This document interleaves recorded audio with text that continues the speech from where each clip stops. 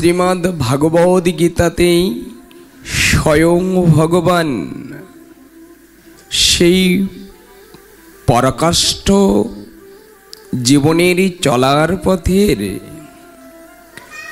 যে পথমার্গটি দর্শন দান করেছেন, সেটি হল দ্বিতীয় অধ্যায় সাংখ্যযোগের ৬৬ নম্বর শ্লোকটিতে তিনি জানিয়েছেন, নাস্তির বুদ্ধির যুক্তস্য ন যুক্তস্য ভবদ শান্তি সন্তস্য কুত সুকম। স্বয়ং কৃষ্ণচন্দ্র জানালেন, যার এখনো মন স্থির হয় নাই, তার এখনো এই জগতে আত্মজ্ঞান হয় নাই। যার ভাবনা নেই, তার শান্তি নেই। শান্তি বিনা সুখ কোথায়? একটা গীতার শ্লোকের মধ্যে 3টি অর্ড বেরিয়ে গেছে।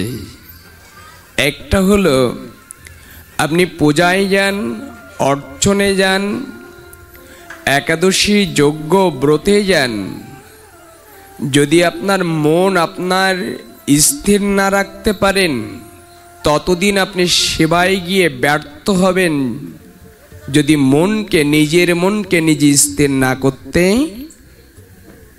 পারেন। আর একটু সরল করে দেয়া যায়। সরল হলো আপনার শরীর, আপনার চোখ, কিন্তু আপনার ক্ষমতা থাকতে পারে, কিন্তু নিজের ক্ষমতা দ্বারা আপনার নিজের শরীরকে আপনি দর্শন করতে পারবেন না সর্ব অঙ্গ। তার একটাই কারণ হলো আপনার চোখের নিচে নাক আছে, আপনার শক্তি হবে ওটা দর্শন করার? শক্তি হবে না। তাকে দর্শন করতে হলে অন্যের পরশের প্রয়োজন। দর্পণ বা কোনো আয়নার সম্মুখে না গেলে আপনি আপনার নাককে দর্শন, মুখটা দর্শন করতে পারবেন না। আপনিও আপনার মৃত্যুর পরে কোথায় যেতে হবে আর মৃত্যুর আগে কিভাবে ভজন করতে হবে, নিজের চোখ দ্বারা যেমন নিজের বদন দেখা যায় না, নিজের ভজন সাধন হচ্ছে কিনা, মৃত্যুর পরে ভগবানকে পাবো কিনা, নিজের মুখটা যেমন দর্পণের কাছে গেলে দেখা যায়, ঠিক তদনুরূপ মানুষ্য শরীর নিয়ে ভাগবত দর্পণে বা সাধুর কাছে গেলে তখন বোঝা যায় যে আমার পারমার্থিক জগতের পথ অন্বেষণ করে দিয়েছে।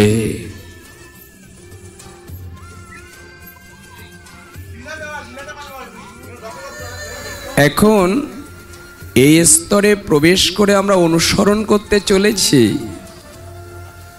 সেই অনুসরণটা হলো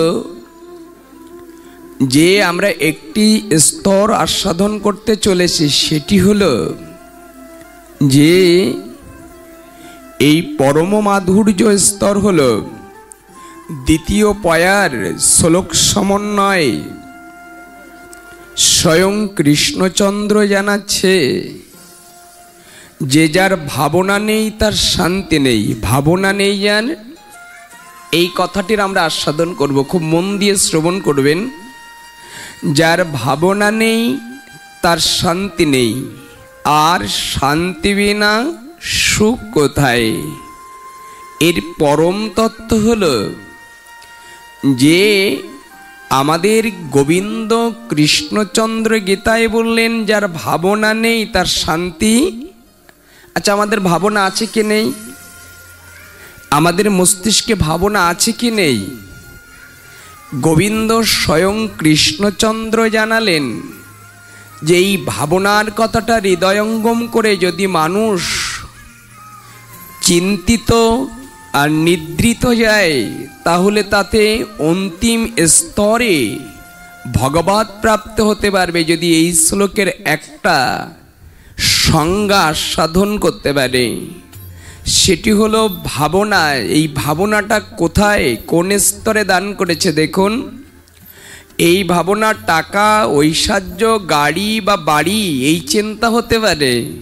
গোবিন্দ বলেছেন ওই চিন্তা থাকলে আমার পর্যন্ত তোমরা পৌঁছাতে। আবার বলি কথাটি, অর্থ, ঐশ্বর্য, বাড়ি, গাড়ি যদি এই চিন্তা নিয়ে নিদ্রায় যাও তাহলে তুমি আমার পর্যন্ত পৌঁছাতে। তাহলে কোন চিন্তা থাকলে, গীতায় কি জানাচ্ছে যে যার চিন্তা নেই, যার ভাবনা নেই, তার শান্তি নেই। এর স্তর জানিয়েছে। এই ভাবনাটা কোন স্তর দিয়ে আমাদের জীবন পরিচালিত করতে হবে সেটি দেখিয়েছে। যে এই ভাবনাটা এমন জায়গায় অবস্থান করা বা রত হওয়া দরকার যে আমি কোথা থেকে, এবার এখানে যারা এসেছেন মন দিয়ে লক্ষ্য করবেন, আমি কোথা থেকে এসেছি এবং কোথায় আমাকে যেতে হবে।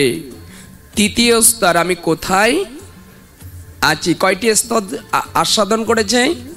তিনটি। কতগুলো হৃদয় নিন। বলেছে আমি কোথায় ছিলাম, কোথায় যেতে হবে, আর আমি এখন কোথায় আছি। এই তিনটি স্তর যদি কারোর ভাবনাতে, স্মৃতিতে থাকে, তবেই তার জীবনের পথমার্গ দর্শন করার ভাবনায় ভক্তির জগতে প্রবেশ করতে পারবে। আর যদি ভাবনাতে, চিত্তেতে এই চিন্তা ভুলে গিয়ে সারাদিন যদি অর্থ, ঐশ্বর্যের মধ্যে ডুবে থাকে, তাহলে মানুষের মৃত্যুর চিন্তা দেয় সে ভুলে, মৃত্যুর চিন্তা পর্যন্ত সেই মানুষ ভুলে যাবে যদি এই চিন্তাটা তার হৃদয়ে না থাকে। এখানে পারান্তিত করে জানিয়েছেন আমি কোথা থেকে এসেছি। উত্তরটা কেমন হবে? আমরা কোথা থেকে এসেছি, কি প্রশ্ন আসে তো আমাদের? আমরা কোথা থেকে এসেছি, আমরা উত্তর কি দেব? মায়ের গর্ভ থেকে, তাই তো এসেছি। এই জ্ঞানটা হলো সাধারণ জ্ঞান। আমরা মায়ের গর্ভ থেকে। যদি প্রশ্ন করা হয় মা কোথা থেকে এলো, তাহলে প্রশ্নের উত্তর দাঁড়াবে যে মায়ের অন্যের গর্ভ থেকে এলো। তার পরের প্রশ্ন যদি করা হয় সেই মা কোথা থেকে এলো, তার কোনো সংজ্ঞা। এর সংজ্ঞা হলো আমরা এসেছি পরমাত্মার অংশ হতে, আমরা পৃথিবীতে প্রবেশ। দুটি সংজ্ঞা এসেছে এর ভিতরে। একটি সংজ্ঞা হলো জীবাত্মা আর পরম আত্মা। জীবাত্মা আমাদের দেহে অবস্থান করছে, আমরা পরমাত্মা থেকে পৃথিবীতে এসেছি, এটা হলো স্বর। কিন্তু এখানেই তার ব্যতীত স্তর নয়। আমরা পরমাত্মা থেকেই জীবাত্মা অবস্থান করেছে। এই জীবাত্মার মধ্যে কোন জীব শ্রেষ্ঠ? দেখুন কথাগুলো ভাঙলে আনন্দ পাবেন। বলেছে পরমাত্মা থেকে এই জীবাত্মা, জীবটা একটা কুকুরও, একটা বিড়ালও, একটা পশু পাখি, কীট পতঙ্গের ভিতরে জীবাত্মা আছে। কিন্তু এই জীবাত্মার মধ্যে কোন জীব শ্রেষ্ঠ? কোন জীব? আমরা একটু জাগতিক দিকে প্রবেশ করছি, একটু লক্ষ্য করবেন। আপনাদের প্রশ্নের উত্তর দিয়েছেন যে সর্বজীবের শ্রেষ্ঠ হলো মানুষ, জীব শ্রেষ্ঠ। আচ্ছা, আপনাদের মধ্যে আর আমার ভিতরে স্তর এলো সর্বজীবের শ্রেষ্ঠ মানুষ। এই মানুষ শ্রেষ্ঠ কিসে? এই যে মানুষ আমরা শ্রেষ্ঠত্ব দাবি করছি কিসে? কি পেলাম মানুষে আমরা শ্রেষ্ঠ কিসের জন্য? এর শ্রেষ্ঠত্ব আমরা পেলাম, শ্রেষ্ঠত্ব স্তর এলাম, কিন্তু কিসের জন্য আমরা শ্রেষ্ঠ? এই স্তরটা একটু আস্বাদন করি আমরা। সেই স্তর হলো, স্তরণ করে গোবিন্দ গীতায় জানালেন, চতুর্থ অধ্যায় জ্ঞানযোগের 11 নম্বর শ্লোকটাতে জানিয়েছেন। কি বলেছেন দেখুন, এ অথমাং প্রবাদন্তে তাং শাস্তেব্য ভোজাম মহম মম বর্তানুবর্তান্তে মানুষ্যপাত্য সর্বস্ব। গোবিন্দ গীতায় জানালেন যে যেভাবেই ভজন করে সে সেইভাবেই ফল লাভ। এখন আমরা মানুষ পেলাম শ্রেষ্ঠত্ব স্তরে, কিন্তু আমরা যে যেভাবেই পারি এটা বুঝে নিয়েছি, কিন্তু আসল রসটা আমাদের আস্বাদন করতে হবে। আমরা শ্রেষ্ঠ কিসে? এবার আমরা এই জায়গায় এসে একটা আস্বাদন করব, সেটি হলো শ্রেষ্ঠ একটা স্তরে আপনি মানুষ বলে দাবি করেন। এখানে সবাই মানুষ তো? একটু উত্তর দিন। এখানে যারা বসে বা দাঁড়িয়ে কথাগুলো শুনছে, আমরা মানুষ তো? আচ্ছা, মানুষ বলে আমরা দাবি করছি, কিন্তু আমরা এখনো কোন স্তরে এটা একটু আস্বাদন করতে হবে। আমি এখনো কোন স্তরে? এখানে দেখি আমি মানুষ কি অন্য কিছু আস্বাদন করুন। সেটি হলো মানুষ বলে দাবি করছে আপনি কোন স্তরে? তিনটি স্তর দান করেছে এখানে। তিনটি স্তর হলো, তিনটে স্তর আস্বাদন করে দিয়েছে। সেটি হলো মানুষ্য, দেবত্ব আর পশুত্ব। কয়টি বললাম? তিনটে। আমরা দুটি আলোচনা করব, সময় কম। সেটি হলো দুটি হলো, একটা পশুত্ব আর একটা হলো মানুষত্ব। আমি জানানোর চেষ্টা করছি আমরা সর্বশ্রেষ্ঠ মানুষ বলে দাবি করছি, সর্বজীবের শ্রেষ্ঠ। তার প্রমাণ কি? কতগুলি ভিতরে যাবেন, আমরা যার ভিতরে প্রবেশ করতে চলেছি। আমি অনুরোধ করব মা, অনেক দূর থেকে আপনাদের চরণে এসেছি। আমাদের পরে দাদা তথা পলাশ দাদা সঙ্গে সম্প্রীতি আজ এখানে থাকার কথা নাই, কিন্তু তারা যেভাবে আমাকে স্মরণ বা হৃদয় দখল করে নিয়েছে, তাদের কথাটা আমি ফেলতে পারিনি। অনুরোধ রইল, অল্প সময়ে পাঠ আমরা বিশ্রাম দেব। একটু একটু ধৈর্য ধরে নিজেকে পরিবর্তন করার জায়গাগুলোকে একটু প্রস্ফুটিত করে নিন। সেটি হলো, আমি প্রবেশ করতে চেয়েছিলাম আমরা তিনটি স্তর। সেটা হলো মানুষ্যত্ব, দেবত্ব আর কয়টি স্তর বলেছি? তিনটি স্তরের মধ্যে মানুষ্যত্ব আছে কিনা? আছে। দেখে নিন আমরা মানুষ বলে কেন দাবি করি, আর শ্রেষ্ঠ কিসে হলাম আমরা একটু দেখি, সেই স্তরে আমরা অবস্থান করছি কিনা। আচ্ছা, পশুত্ব জীবন কার বলে? পশু কাকে বলে? কুকুরকে বলি তো? বিড়াল, বাঘ বলি কিনা? আচ্ছা, পশুত্ব জীবনের চারটে স্তর দিয়েছে, তারাই পশু। কি কি? সেটা হলো আহার, নিদ্রা, ভয় আর মৈথুন। এই চারটি কর্মের অবস্থান করে জীবন যাপন করে পশু। চারটি জিনিস কি করে? আহার মানে খাদ্য গ্রহণ করা, নিদ্রা মানে ঘুমায়, আর আহার নিদ্রা ভয় মানে পশুর ভয় আছে, আর হলো মৈথুন ক্রিয়া মানে বংশবিস্তার করা। এই তিনটির উপরে অবস্থান করে পশুত্ব জীবন। তারা দেখবেন সকাল হলে কি করে? পশুরা কি করে সকাল হলে? আচ্ছা, সকাল হলে একটা কুকুরকে একটা উদাহরণ দিয়ে বলি, একটা কুকুর বা বিড়ালকে যদি সকাল হয়, তাকে যদি বলি সকালে ওঠো, প্রভুকে যে তোমার ভিতরে আছে পরিচালনা করছে, তিনি ঘরে ও ঠাকুর ঘরে আছে, তাকে প্রণাম করবে, পারবে কি পশু? এক। দ্বিতীয় বলা হয়েছে পারবে না। আচ্ছা, তারপর বলে আহার করা। আচ্ছা, আহার আপনিও করেন, আবার একটা কুকুরও করে। আচ্ছা, কুকুর যখন আহার করে, এই আহারে প্রবেশ করে, আচ্ছা কুকুর যখন আহার এসে গেল, তখন ওই আহার করার সময় ভগবানকে নিবেদন করতে পারে? পারবে? কয়টি স্তর দিলাম? দুটি। তৃতীয় স্তর হলো পশু যখন আহার করবে, সে ভগবানকে নিবেদন করতে পারে না, সন্ধ্যা হলে প্রণাম করতে পারে না, এবং সে যখন ঘুমায়, তাকে যদি বলা হয় যেভাবে ঘুমাচ্ছ, কাল যদি ঘুম না ভাঙে, যে সময় ভগবান আছে দেহে ততক্ষণ হরিনাম করো, পারবে? আমরা বেশি দূর যাব না, ছোট্ট ছোট্ট করে তিনটি স্তর দিলাম। তাহলে তাহারা পারবে না। এখন এই স্তরে এসে আমরা আস্বাদন করব, সেই স্তরটি হলো, আচ্ছা মানুষ এই জায়গায় এসে যারা আমরা মানুষ্যত্ব দাবি করেছি, মানুষ্যত্ব বলি, এই মানুষ প্রভাতে উঠে আমরা স্নান করে ভগবানকে প্রণাম করতে পারবো কি না? পারবো তো? আচ্ছা, খাদ্য গ্রহণের সময় ভগবানকে নিবেদন গ্রহণ করতে পারবো তো? ঘুমানোর সময় ভগবানকে নাম করে ঘুমাতে পারবো তো? তাহলে একে কি বলে?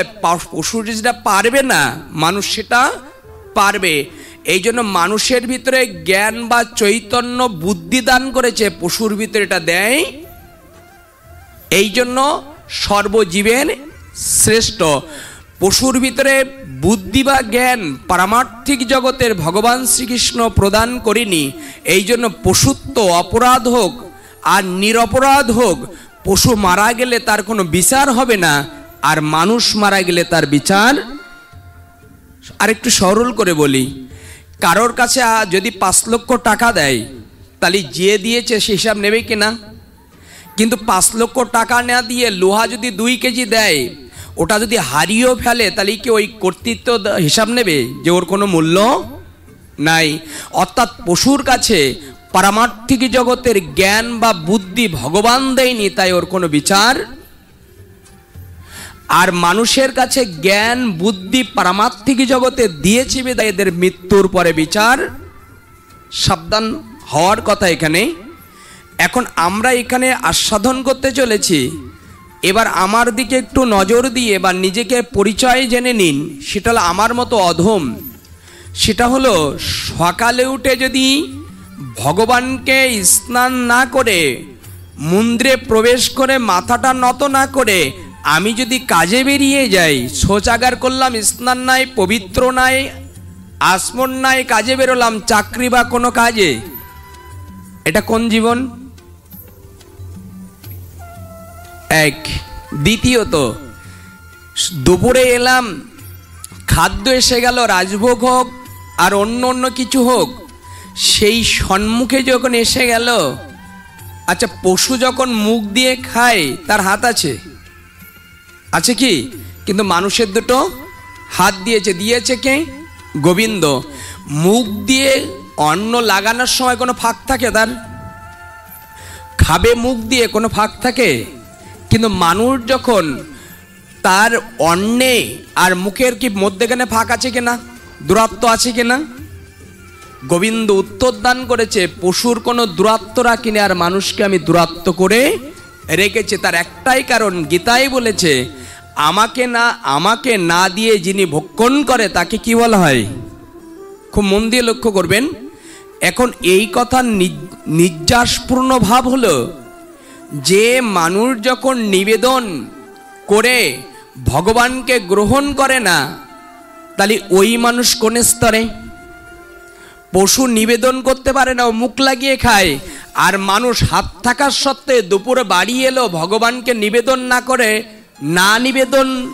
না করে তিনি গ্রাস করা শুরু করলো, তাহলে ওই মানুষ কোন স্তরে? কোন স্তরে? পশুও নিবেদন করতে পারে না, তুমিও নিবেদন করতে পারো না।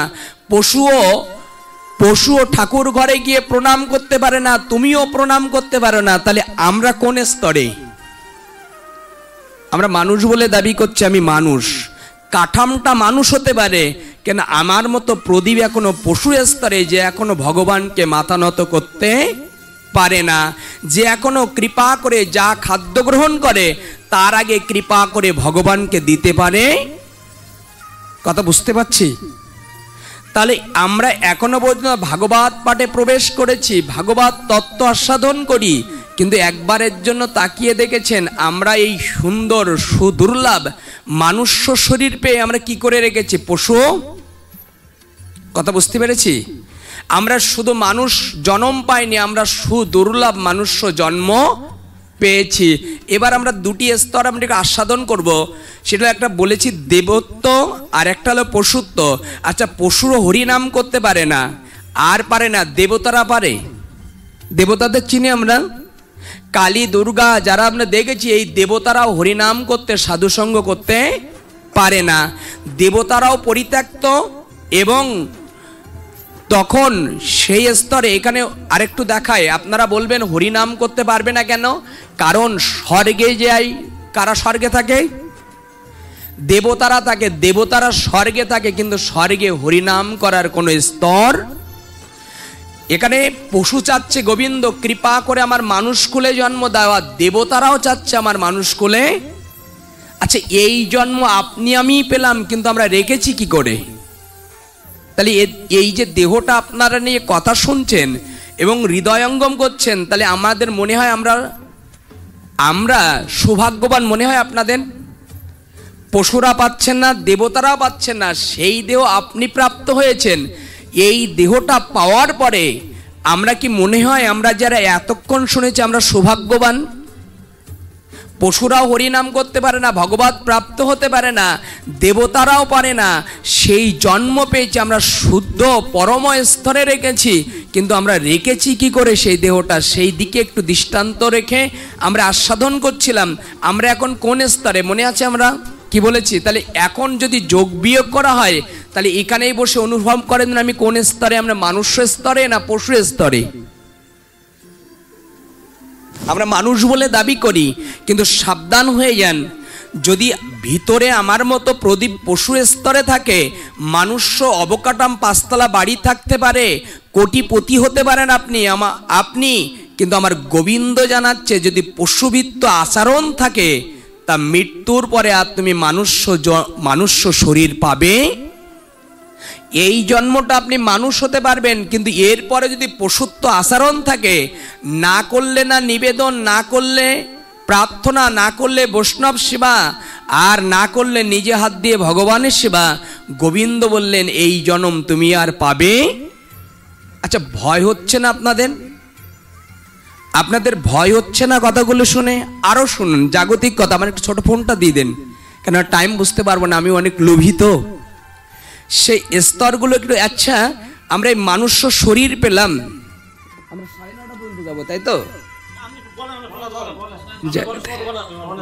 না না, আবার বিগত প্রবেশ করতে হবে। আমরা শ্রবণ করছিলাম আরো কিছু কিছু সামাজিক পরিষ্কার জায়গাটা আমরা স্বচ্ছ নির্মল করব। আচ্ছা, এখানে যারা আমরা আছি, আমরা নিবেদন করি তো? উত্তর দিন, করি কিনা? করা উচিত কিনা আমাদের নিবেদন? কিন্তু আমাদের নিবেদন করা সঠিক আছে, কিন্তু আমরা নিবেদন একটু পার্শ্ববর্তী ধর্মের দিকে তাকিয়ে দেখেন, যে যা পায় খাদ্য গ্রহণ করার পর তার ধর্মে অনুসরণ করে সে চলে।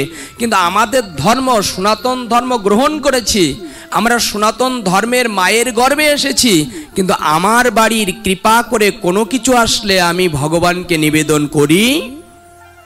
আচ্ছা, এই ভাগবত শুনে যদি সেটা কাজে না লাগাতে পারি, তাহলে আমরা এগিয়ে গেলাম কোথায়? আমি যদি এখানে হাত তুলতে বলি, 50-90% লোক নিবেদন এখনো গ্রহণ করে, 90% লোক। এখন এখানে প্রশ্ন এসে যেতে পারে আপনাদের যে প্রদীপ তুমি যে বলছো আমরা নিবেদন করব কি করে, এখনো তো আমরা সেইভাবে ত্যাগী হতে পারিনি। কি বুঝতে পারছি? ত্যাগী কাকে বলা? আমি তো এখন পেঁয়াজ রসুন পাই, মাছ মাংস পাই, আমি এখানে নিবেদন করব কি করে?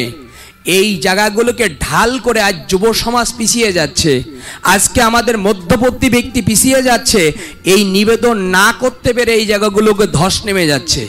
তাকিয়ে দেখেছেন? আমাদের এই জায়গাগুলোকে পরিষ্কার করতে হবে, ধর্মের এগিয়ে যেতে হলে একটু তাকিয়ে দেখুন। এখন প্রশ্নের উত্তর এসে যাচ্ছে, যদি নিবেদন করে খেতে পারেন তাহলে জীবনে কি আসবে দেখে নিন। আচ্ছা, হরিনাম শ্রীমদ্ ভাগবত গীতায় জানিয়েছেন যে আমরা সবাই বৈকুণ্ঠে যেতে চাই, ভগবত ধামে যেতে চাই কিনা? আমরা ভক্তির দিকে যাব একটু পাটে, কিন্তু আমার সামনে এসে সামাজিক কথা এসে বাধা দিচ্ছে, জানি না কেন। তো বৈকুণ্ঠে যেতে চাই, কিন্তু একটা সুলভ চিত্তে জেনে নিন, গীতায় জানিয়েছেন ব্রহ্মাক্ষর যোগের 8ম অধ্যায় 5 নম্বর শ্লোকে জানিয়েছেন বৈকুণ্ঠে যাওয়ার রাস্তাটা দেখিয়ে গেছেন। সেটা হলো অন্ত কালে চ মামেব শরণ মুকুতব্য কলেবরং জ প্রয়োতিস্য মদভাবাং জাতি না শস্ত্রয় সংশয়। মৃত্যুর সময় যদি ভগবানের এই নাম করতে করতে কেউ যদি দেহ পরিত্যাগ করে, বলেছে তৎক্ষণাৎ, মানে সময় লাগবে না, তৎক্ষণাৎ ভগবান বললেন আমার নাম করতে করতে যদি কেউ পৃথিবীতে পরিত্যাগ করে, আমি গোবিন্দ তাকে তৎক্ষণাৎ আমার ধামে নিয়ে আসবো, ইয়াতে কোনো সংশয় নাই। ভগবান ধামের যাওয়ার একটি স্তর হলো এই ভগবানের নাম করতে করতে যদি কেউ দেহ ত্যাগ করতে পারে, কিন্তু এই ভগবানের নাম আমি জপ করলেও কি হবে, যদি জপ একানিষ্ঠ না হয় কোনো মাধ্যম দ্বারা কেউ ভগবত আলায় যাবে। এই মাধ্যমটা একটু আস্বাদন করব, কিন্তু তার আগে আমরা একটা স্তর দেখতে চাইছিলাম। শাস্ত্রের সন্নিকটে গিয়ে আমরা সামাজিক তত্ত্ব একটু আস্বাদন করব। সেটি হলো যে আমরা লক্ষ্য করি, আচ্ছা গোবিন্দকে আমরা বিশ্বাস করি তো? বলুন না, গোবিন্দকে বিশ্বাস করেন? এটাকে যথার্থ বলছেন তো? খুব সুন্দর কথা, কিন্তু তার আগে আপনাদের আস্বাদন করাতে চাচ্ছি যে স্তর হলো ভগবানের ধর্ম অধর্মের ব্যাপারগুলোকে সুন্দরভাবে প্রাণাতীত করেছেন শাস্ত্রে। সেটা হলো পার্টনারে দুজন ব্যবসা করছেন। কয়জন? দুজন পার্টনার ব্যবসা করছেন। এই ব্যবসায় যেটা লাভ হবে, আচ্ছা সেই লাভের অংশটা দুজন ভাগ করে নেবে না একজন নেবে? দুজন নেওয়ার কথা তো। আচ্ছা দুজনের জায়গায় যদি একজন নেয়, সেটা অধর্ম হবে না ধর্ম হবে? বলুন একটু, ধর্ম হবে না অধর্ম? অধর্ম, এটা তো যথার্থ বলছেন তো? আচ্ছা এই জায়গাগুলো একটু দেখি, সামাজিক জায়গা। আচ্ছা যদি পার্টনারে দুজন ব্যবসা করে প্রফিট বা লাভটা হলে সমান সমান ভাগ করে নিতে হয়, তাহলে একটা দেহ আর আত্মা কজন? এই দেহ আর আত্মা কজন হয়? দুজন। আচ্ছা দেহ ছাড়া আত্মা চলতে পারবে? আর আত্মা ছাড়া দেহ চলতে পারবে? আচ্ছা দেহ আত্মাকে ধরে রেখেছে না আত্মা দেহকে ধরে রেখেছে? আত্মা কি করে বুঝলেন যে আত্মা দেহ ধরে রেখেছে? বুঝলেন কি করে? খুব মন দিয়ে লক্ষ্য করবেন।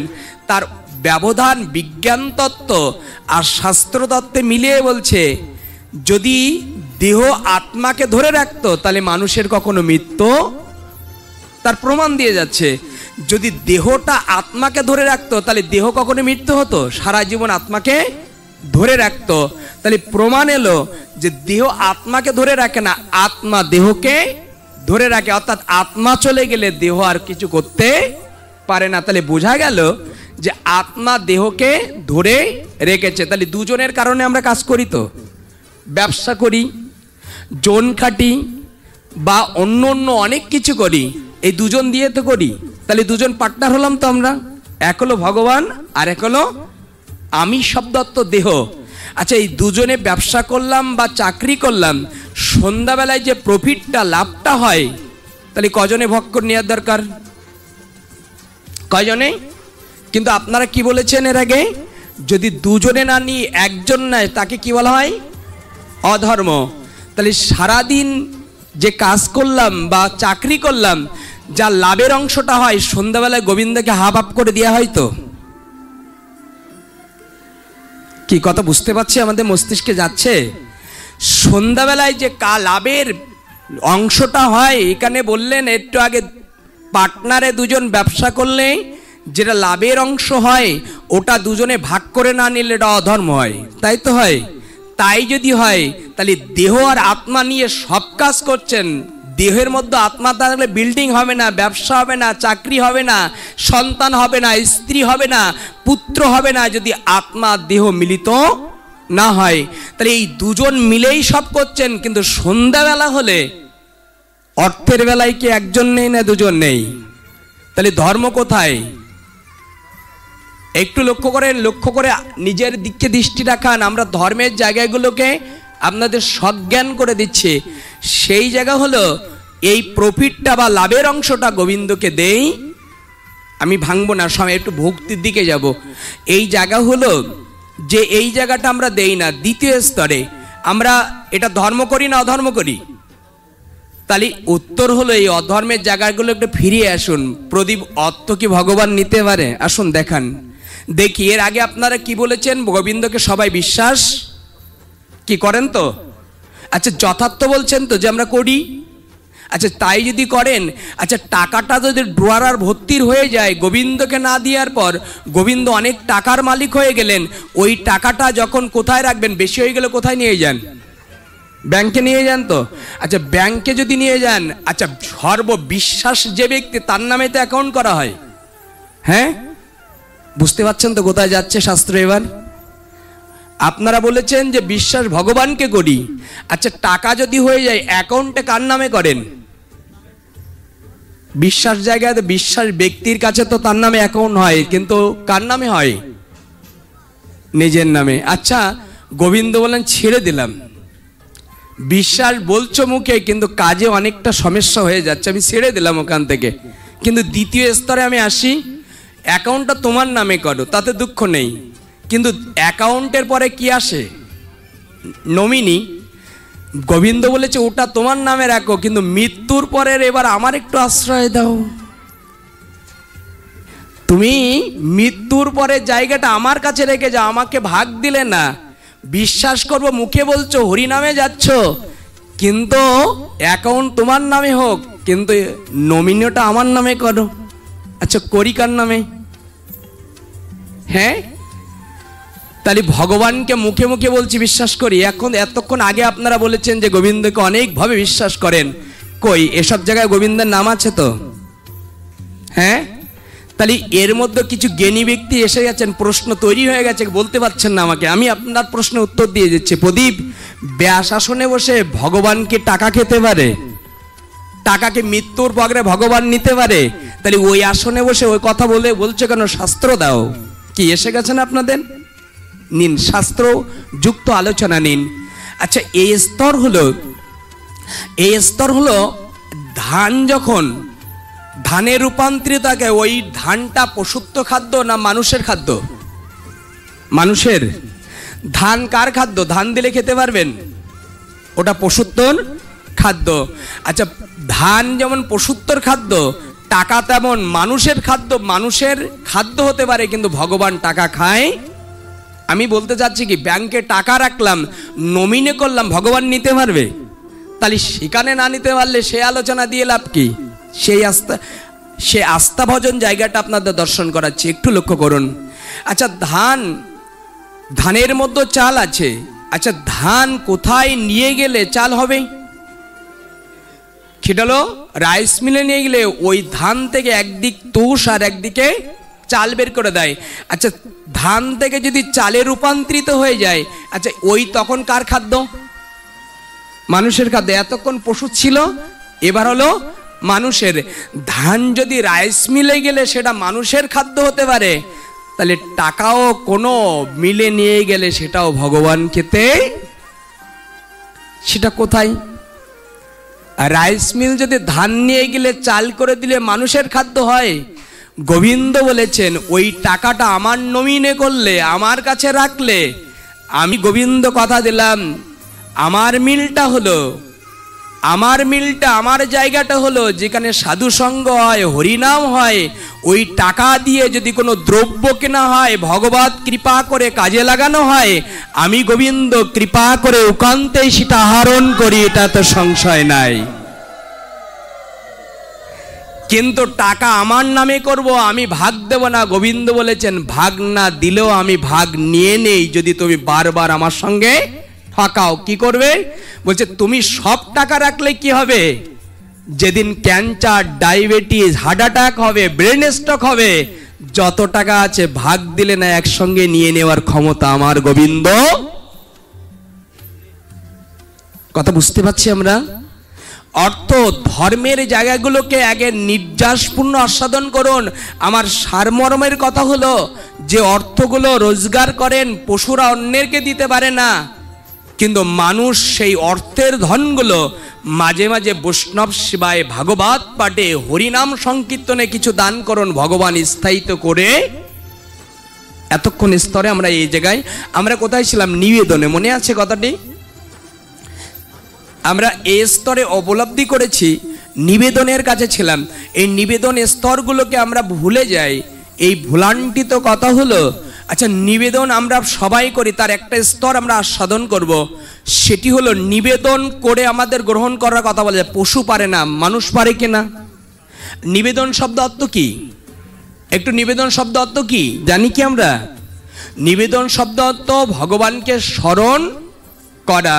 আচ্ছা, নিবেদন করা যদি ভগবানকে স্মরণ করে গ্রহণ করা হয়, তাহলে একটু নির্যাসপূর্ণ করুন যে নিবেদন যদি আমি করতে পারি সকাল সকাল, যদি এই সেন্টেন্সটা, এই অর্থটা, এই পথটা আপনি আজ থেকে রচনা করেন, জীবনের একটা পথ পাবেন। দেখে নিন, সেটা হলো আপনি নিবেদন করা শুরু করলেন, আর নিবেদন হলো যা খাবো তার আগে নিবেদন করব। এই যদি শুরু করতে পারেন তাহলে জীবন পরিবর্তন হবে। তার একটা স্তর দিয়ে যায় যে প্রদীপ যা খাবো তার আগে যদি নিবেদন করা হয়, আমি পেঁয়াজ রসুন মাছ মাংস খাই, পূর্বে বলেছি মনে আছে, আমি কি নিবেদন করতে পারবো? কি প্রশ্ন এসে গেছে না? এই জায়গাগুলো একটু সংশোধন করা দরকার। যারা প্রসাদ ভুজি হয়েছেন, নিরামিষ ভুজি হয়েছেন, তারাই নিবেদন করতে পারবে, আর সবাই পারবে না। এই কথাটা গীতায় বলা, শ্রীমদ্ ভাগবত গীতায় বলেছে যা কিছু খাও তুমি আমাকে দিয়ে। গীতার কথাগুলো শাস্ত্রের কথা, আমার কথা বলতে শুনতে হবে আপনাদের।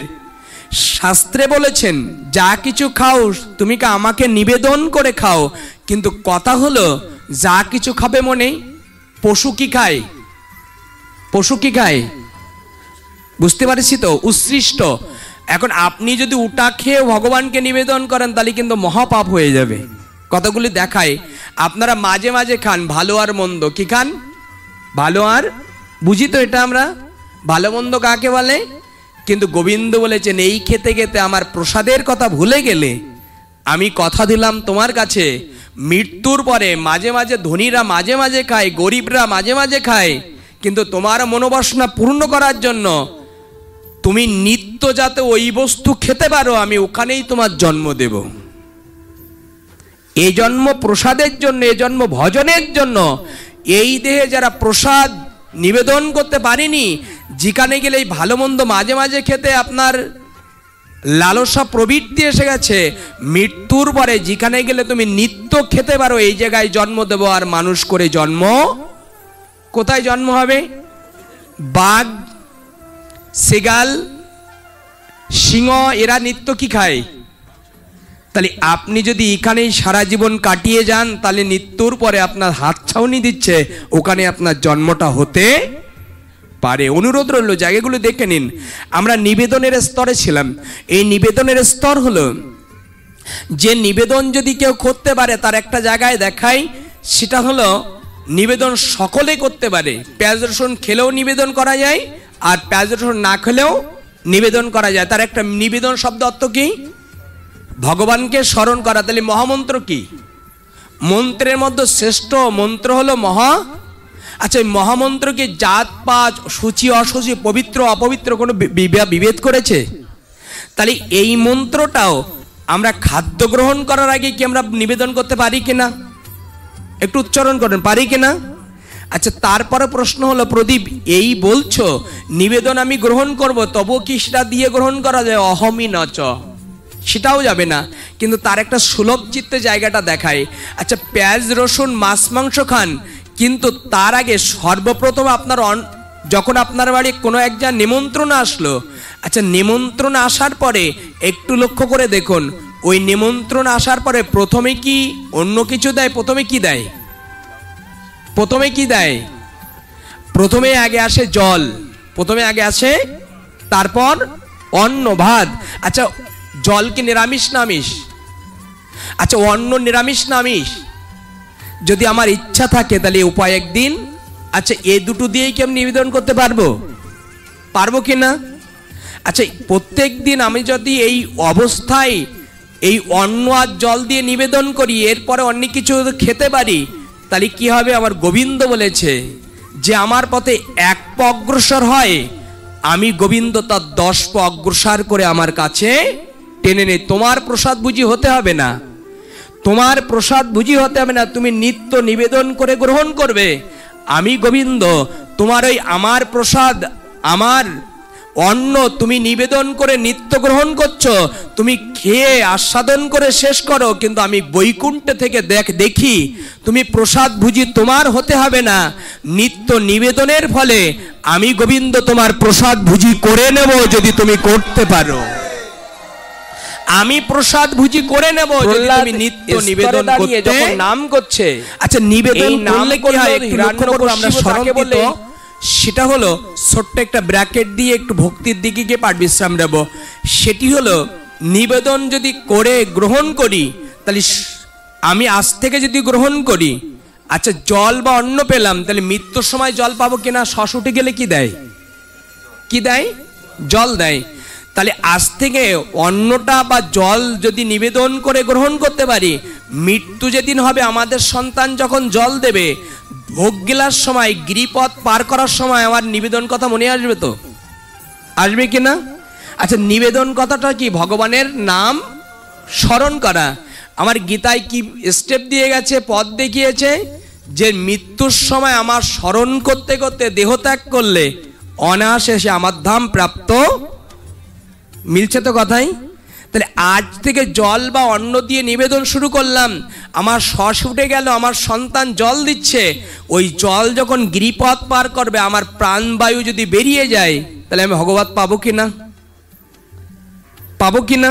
সহজ করে বলছি, কেন সময় কম তো, অনেক সাইড বা স্মৃতিতে অনেক কথা মনে আসছে, কিন্তু আপনাদের স্মরণ করাচ্ছি একটা জায়গা হলো যে অন্ধকারে এই যে আলো জ্বলছে, এই আলো জ্বলার মাঝে আপনি অন্ন পাচ্ছেন, এই বিদ্যুৎটা জ্বলছে, পাওয়ার বা আলো আছে, আলো দ্বারা আপনি অন্ন পাচ্ছেন, কিন্তু এই পাওয়ার বিদ্যুৎটা নষ্ট হয়ে গেল, এই বিদ্যুৎটা চলে গেল, হাতে মাখানো অন্নটা বুকে যাবে না মুখে যাবে? কোথায় যাবে? কোথায় যাবে? কেন যাবে? অন্ধকারে তো দেখতে পাচ্ছেন না হাতটা, মুখে যাবে কেন? ছোটবেলা থেকে আমি জানাতে চাচ্ছি কি, যে আজ থেকে যদি নিবেদন মন্ত্রটা আপনি শুরু করতে পারেন, মৃত্যুর সময় যন্ত্রণা থাকতে পারে, অনেক বিলাস থাকতে পারে, কিন্তু আজ থেকে যখন শুরু করবেন, অভ্যাসটা থাকলে হাতটা যেমন অন্ধকারে বুকেও যায় না, মাথাও যায় না, মুখে যায়, আপনিও যদি আজ থেকে নিবেদন মন্ত্র শুরু করতে পারেন, তাহলে মৃত্যুর সময় আপনি না চাইলেও হয়তোবা সেই নাম আপনার ভিতরে প্রবেশ করতে পারে। আচ্ছা এই কথা শুনে কি মনে হচ্ছে? আমাদের কি নিবেদন করার দরকার কিনা?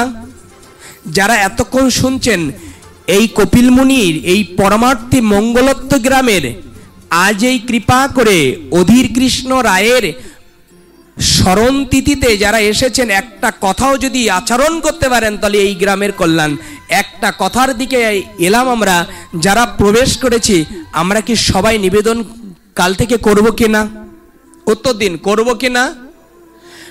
নিবেদন করে যেন আহার করতে পারি। পারলে কি হবে প্রদীপ? যদি আমরা নিত্য গ্রহণ করি, নিবেদন করে করলে কি হবে? সর্বস্তরে দেখায়, সুলভ করে দিয়েছে। আমেরিকার কোনো মন্ত্রী মহোদয় বাংলাদেশে এলো, উদাহরণ দিয়ে আরো সুলভ সরল করে দিচ্ছি।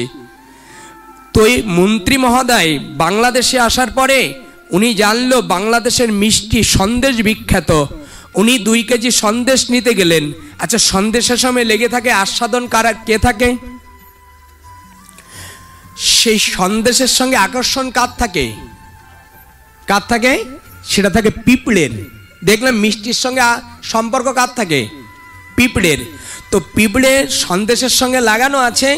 তখন কি করেছে, ওই পিঁপড়েটা সহ তখন ওই মন্ত্রী মহোদয় বললেন, আমার প্লেন চলে যাচ্ছে, আমার টিকিটের সময় হয়ে গেছে, তাড়াতাড়ি দাও, নয় বন্ধ রাখো, মায়েরা কাস্টমার ছেড়ে দিতে চায়। উনি দ্রুত পিঁপড়ে দুটো ধরে ওই যে প্যাকিমের ভিতরে, কাটুমের ভিতরে ঢুকে বন্দি করে ওর হাতে ধরিয়ে দিয়েছে। এবার আমরা আনুষঙ্গিকের দিকে আসি। আচ্ছা বিমানবন্দরে যাবেন আপনি, আপনার টিকিট লাগবে না? আচ্ছা বিমান ভাড়া লাগবে না? আমেরিকার বাসিন্দার হতে আপনার সময় লাগবে না? লাগবে কিনা? আচ্ছা এত কিছু করলে আপনি আর আমার সারা জীবন আমেরিকায় যাওয়া আপনারা নেওয়া হবে না। কিন্তু পিঁপড়েটা ও বিমানবন্দরে গেছে, ওর টিকিট লেগেছে। এরপরে দেখেন কতগুলো তত্ত্ব দিয়েছে। নিবেদন কেন করবেন না সনাতন ধর্মে? আচ্ছা এই পিঁপড়েটা বিমানবন্দরে গেছে, ওর টিকিট লাগেনি। আচ্ছা বিমান ভাড়া তো অনেক লাগে, এই পিঁপড়ের কোনো বিমান ভাড়া লেগেছে? এই বিমানে লাগলো না, টিকিট লাগলো না, আমেরিকায় প্রবেশ করলো, করে উনি মন্ত্রী মহোদয়ের স্ত্রীর সামনে অনেক সুস্বাদু মিষ্টি আনন্দে তার উপহার দিলেন। ওই গৃহিণী ওই কার্টুনটা খুলে যখন দেখলো, মিষ্টি দুটো ওই গৃহের কোনো একটা বাসস্থান যোগ্যপ্রাপ্ত হলো। কোনো আইডি কার্ড লেগেছে তার? 3টে স্তর, টিকিট নাই, বিমান ভাড়া নাই, আর ওই দেশের বাসিন্দা হয়ে গেল। কি করে হলো? কি করে? মূল স্তর বুঝলাম কি আলোচনাটার? কি করে হলো? যে মিষ্টির সঙ্গে তার সম্বন্ধ ছিল, এই জন্য তার কোনো কিছু লাগেনি। আমরাও যদি ভগবানের এই স্মরণ নিবেদনের সঙ্গে সম্পর্ক রাখতে পারি, তাহলে একদিন না একদিন আমাদেরও কৃপা করে বৈকুণ্ঠে পর্যন্ত যেতে পারি। কথা বুঝতে পারছি আমরা? আচ্ছা, এতে কি মনে হচ্ছে আমাদের কাল থেকে কিছু করা উচিত? বুঝতে পারছি আমাদের কাল থেকে কিছু, শুধু লীলায় যাব, কাঁদবো, কাল থেকে কিছু করব না, এটা প্রকৃত ভালো ভাগবত আলোচনা নয়। কাঁদবো, গড়াগড়ি দেব, কিন্তু কাল থেকে পালন করব না, এটা ভাগবত আলোচনা নয়, প্রকৃত আলোচনা নয়। আলোচনা বটে, কিন্তু প্রকৃত নয়। আমাদের কাদারও দরকার আছে, ভক্তির দরকার আছে। আমরা এবার প্রবেশ করব সংক্ষিপ্ত স্তরের। আমরা দাঁড়িয়েছি যে আজ আমরা প্রবেশ করতে পেরেছি যে অধীর কৃষ্ণ রায়ের বিরহ তিথি, তাই তো? এই বিরহ তিথিতে আমরা প্রবেশ করতে যাচ্ছি। এই অধীর কৃষ্ণ দাসের বিরহ তিথি হলো, আমারও একদিন বিরহ তিথি আসবে কিনা? আসবে তো? তাহলে একটা জায়গায় আপনারা আস্বাদন করান, নিজেকে তৈরি করুন এবং আমিও তৈরি করি। সেই জায়গা হলো পৃথিবীর বুকে আমরা এলাম, আমাদের একদিন মৃত্যু হবে কিনা? হবে কিনা? আচ্ছা, মৃত্যু যদি হয়, তাহলে মৃত্যুকে আমরা স্তর দান করেছে। মৃত্যু যদি আমাদের হয়, রবীন্দ্রনাথ ঠাকুর বলেছে, মৃত্যু যেদিন আসিবে তোমারও দুয়ারে, কি দেবে বলো ওহারে। আবার কথাটি সংজ্ঞাটা শুনে নিন। জীবনে মৃত্যু সবার আসবে, জায়গাটা দেখে নিন। কি